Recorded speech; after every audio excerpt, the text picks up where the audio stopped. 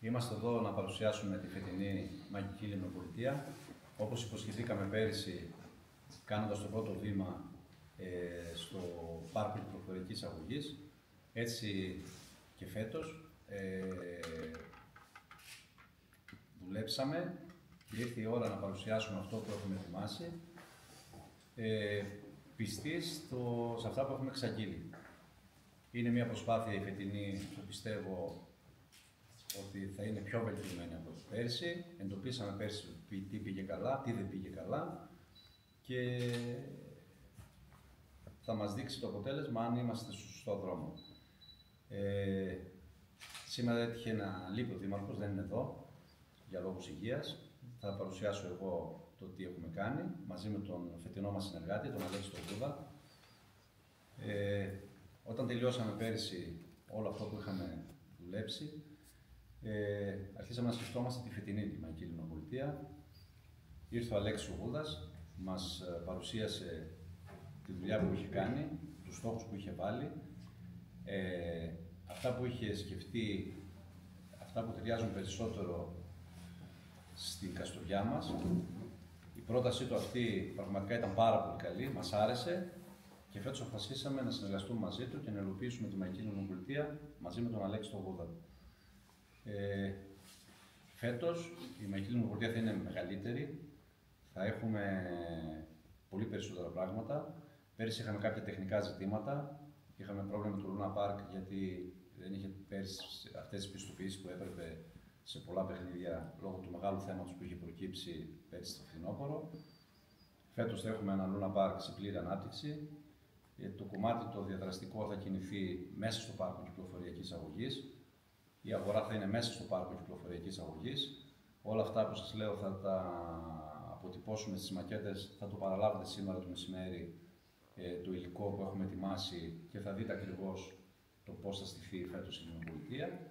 Αυτό που έχω πει από την αρχή ότι θα είναι μεγαλύτερη και πιο λαμπερή. Σας είπα ότι θα έχουμε το stage, θα έχουμε χώρους εκδηλώσεων πλέον μέσα στο πάρκο κυκλοφοριακής αγωγής. Ο Βόρειος Πόλος και η λιμνούλα μας, όπως ήταν πέρυσι η Λίμνη των Ευχών, θα είναι στο ίδιο σημείο. Αυτό που έχουμε να ανακοινώσουμε είναι ότι φέτος τα χρήματα που θα μαζευτούν από την Λίμνη των Ευχών θα πάνε στο γεροκομείο της Καστοριάς, να βάλουμε κι εμείς ένα λιθαράκι σε όλο αυτό το πρόβλημα που έχει δημιουργηθεί και να βοηθήσουμε όσο μπορούμε τη Μητρόπολη Καστοριάς. Θα έχουμε μαζί μας την σύμπλευση. Όπως και πέρυσι θα έχουμε τις παρουσιάσεις για αυτά τα παιδιά που θα μας επισκεφτούν. Ήδη έχουμε ξεκινήσει, ενημερώνουμε τα σχολεία, η ίδια δουλειά με πέρυσι, τον δρόμο τον ξέρουμε και ήδη να σας πω το νέο ότι ήδη έχουμε ξεκινήσει και κλείνουμε σχολεία από Κοζάνη, από Φλόρινα, από Γρεβενά. Φαίνεται ότι η ιδέα τους αρέσει. Πέρυσι, μετά όποια τεχνικά προβλήματα υπήρχαν, πέρασαν καλά, τους άρεσε και ευελπιστούμε φέτος ότι θα κινηθούμε στα ίδια επίπεδα και θα έχουμε κοντά μας όλους αυτούς τους νέους να διασκεδάσουν, να περάσουν καλά στην λιμνοπολιτεία και βέβαια και εδώ την Καστοριά μας. Είπαμε ότι θέλουμε να κάνουμε έναν χώρο ο οποίος θα είναι για τα παιδιά και για τους ενήλικες, θα είναι διαδραστικός, να περάσουν καλά, να μείνουν μέσα, να ζήσουν τις γιορτές. Έχουμε πολύ κόσμο να μας επισκεφτεί μέσα στο 15ήμερο το εορταστικό και αυτό που θα τους προσφέρουμε πρέπει να είναι ανταγωνιστικό. Ο Αλέξης θα σας αναλύσει το τι θα δείτε μέσα εκεί, το τι θα δουν τα παιδιά και πώς θα περάσουν τον χρόνο τους ευχάριστα και μαθαίνοντας πράγματα για την Καστοριά μας. Γεια σας και από μένα.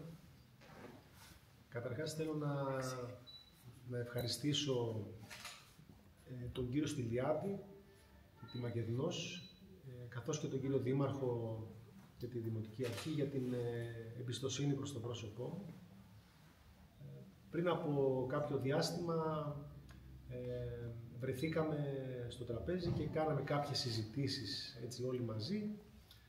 Καταθέσαμε κάποιες ιδέες, κάποιες προτάσεις και μέσα από αυτό το διάλογο δημιουργήθηκε έτσι η ανάγκη να στηθεί φέτος κάτι για τη Μαγική Λιμνοπολιτεία.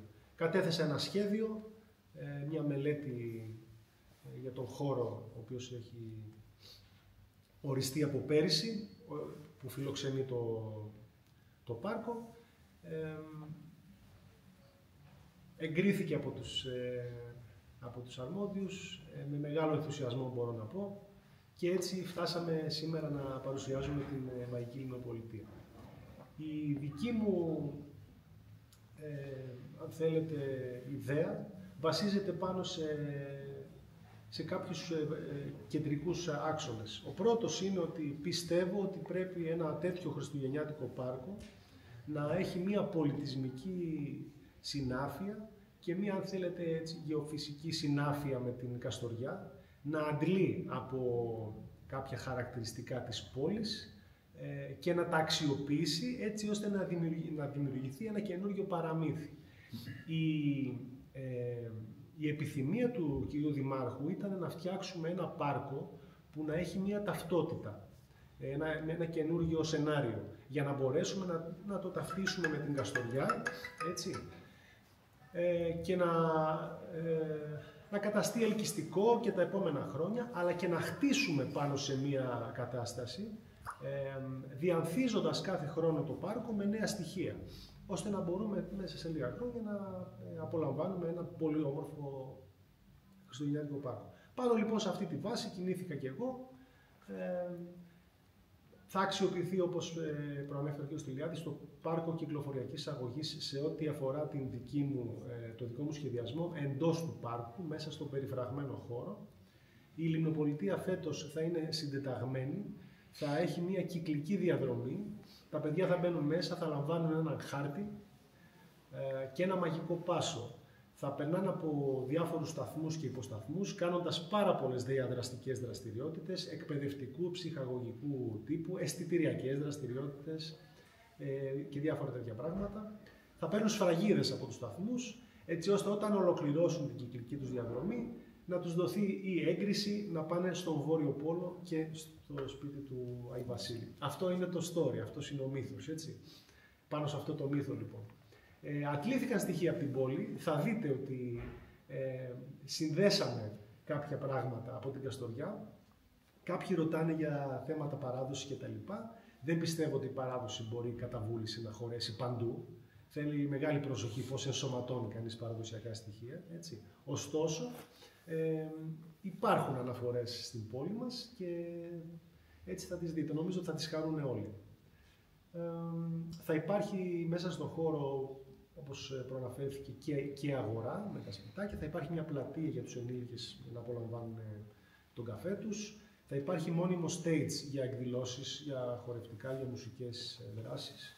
Υπάρχει και το αμφιθέατρο στον χώρο του πάρκου που θα αξιοποιηθεί και αυτό. Και γενικότερα είναι ένα ποικιλόμορφο, ας πούμε, χριστουγεννιάτικο πάρκο με πάρα πολλή διάδραση, με νέα τεχνολογία μέσα. Αγγίξαμε λίγο και αυτό το κομμάτι και να πω ότι κατά την άποψή μου θέτουμε μια πολύ γερή βάση για να δημιουργηθεί ένα πολύ όμορφο πάρκο που κατά την προσωπική μου άποψη μέσα στο δικό μου σκεπτικό και όραμα θα μπορούσε να είναι ολόχρονης λειτουργίας και να μετασχηματίζεται σε ένα χριστουγεννιάτικο πάρκο την περίοδο των εορτών. Αυτά σε ό,τι αφορά τον δικό μου σχεδιασμό. Εγώ εύχομαι να μοιράσουμε πολλά χαμόγελα στα παιδιά. Πότε θα ξεκινήσει φέτος? Θα είναι έτοιμο γύρω στις 6 με 7 Δεκεμβρίου. Ήδη η Μακεδονός δέχεται, κλείνει, ας πούμε, τα σχολεία, τα πρώτα σχολεία. Θα γίνουν τα εγγένεια όμως της Λιμνοπολιτείας το Σάββατο 13 Δεκεμβρίου εκτός απροόπτου και εκεί θα κάνουμε και μια ωραία, ας πούμε, τελετή έναρξης. Έχει προβλεφθεί κάποιος χώρος πάρκινγκ για τα αυτοκίνητα κοντά στο πάρκο?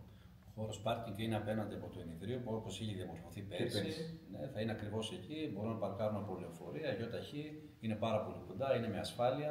Εννοείται και φέτος θα έχουμε άνθρωπο ο οποίος θα επιμελείται πάνω στο δρόμο τη μετακίνηση των παιδιών και των ενηλίκων που θα έρθουν στο πάρκο, για να υπάρχει μεγαλύτερη ασφάλεια.